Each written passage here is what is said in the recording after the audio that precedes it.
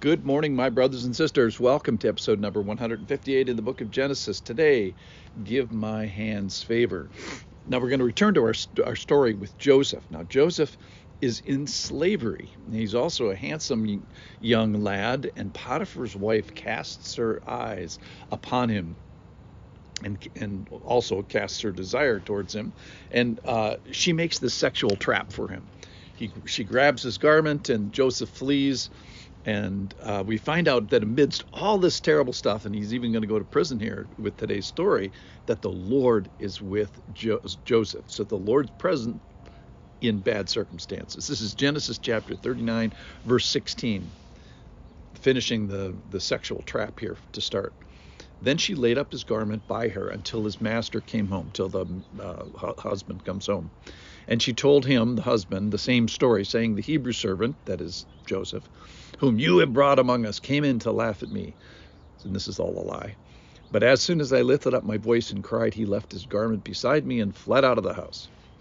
So she makes up this story that it's Joseph's fault. As soon as his master heard the words that his wife spoke to him, and then quotes the wife, this is the way your servant has treated me, unquote. His anger, back to the husband, his anger is kindled.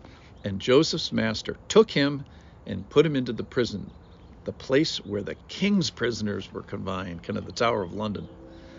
And he was there in prison. But the Lord was with Joseph and showed him steadfast love. Joseph is in prison, and the Lord shows him steadfast love, and gave him favor in the sight of the keeper of the prison. And the keeper of the prison put Joseph in charge of all the prisoners who were in the prison, and whatever was done there, he was the one who did it. The keeper of the prison paid no attention to anything that was in Joseph's charge, because the Lord was with him. Whatever he did, the Lord made it succeed. So sometimes you can't believe what the Bible says, and today was one of those days, and I just ended up saying, wow, it just popped out of my mouth. And here it is, verse 21 was the great verse of the day. But the Lord was with Joseph and showed him steadfast love and gave him favor in the sight of the keeper of the prison.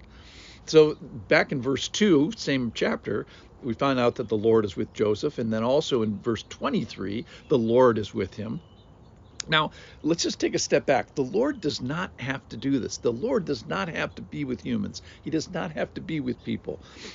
But he decides to. He did it with Adam. He did it with Eve. And now here we find him leaning in to Joseph and to us. So my first response is, wow, gratitude. The Lord comes down. The Lord meets us and saves us. He does for us what we can't do for ourselves. Then in the meantime, the Lord gives him favor and makes his hand succeed. So not only does the Lord lean in, but the Lord leans in and then helps. So I don't know if Joseph prays. It doesn't say that he does, but we hear that the Lord's hand is on the hand of Joseph. The Lord's hand is on the hand of Joseph. So the Lord gives him favor in the sight of the keeper of the prison, and the favor that the Lord gives. So the Lord puts his hand on the hand of Joseph to show the Lord's hand, if you will, and everybody sees it. So the jailer sees it, and probably the other prisoners see it. So the favor of the Lord spills over from Joseph, even though he's in prison. It's the proximity, it's the presence of the Lord that gives him this favor. It's the being with the Lord that gives him this wonderful life, and the togetherness of the Lord that gives him this thriving that he's experiencing here in prison. So this reminds me of the John 15 passage where it talks about abide in the vine. It's the abiding that it eventually gives the fruit. So the Lord's supremacy does not make him remote. His contact with humans and putting on the hand of Joseph, his contact is effective. So let's talk about that contact. Let's talk about the relationship of God to man. That relationship is covenantal, it's ongoing, and it's forever. The short answer is it's hesed. That's the Hebrew word for the way the Lord relates to mankind. In our passage, it says that the Lord shows his steadfast love. Steadfast love is the Hebrew word hesed. So what is hesed? Hesed is God's faithful and steady way of relating to the knuckleheads who happen to be mankind. And it's significant for its depth and its duration. It never ends. And it answers this question is, hey, will God dwell with mankind? And amazingly, as I'm surprised here, the answer is yes, he will dwell with mankind. And people ask it different ways. Hey, will you go before us? Will you be kind of remote in leading us? Or are you going to go with us along the way?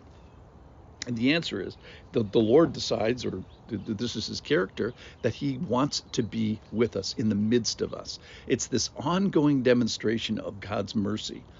So then, we're a bunch of knuckleheads. If man's unfaithful and unsteady, does it nullify the faithfulness of God? Short answer is no.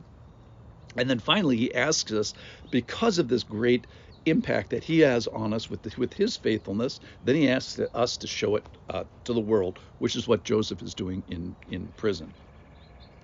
So Hesed is this warmth of God's fellowship and relationship and the security of God's faithfulness.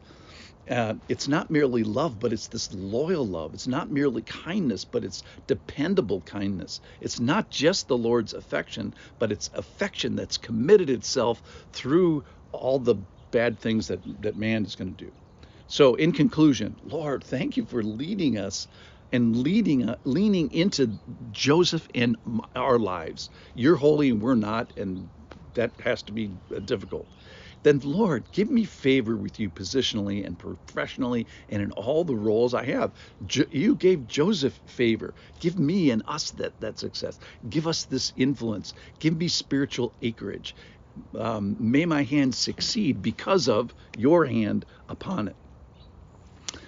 May what you show me, that is your steadfast love, your hesed, empower and inflame and produce the produce of my life and relationships. So, Lord, may your hand be upon my hand like Joseph, so that you can use my hands to show your hands and your favor to the world. Thanks for listening.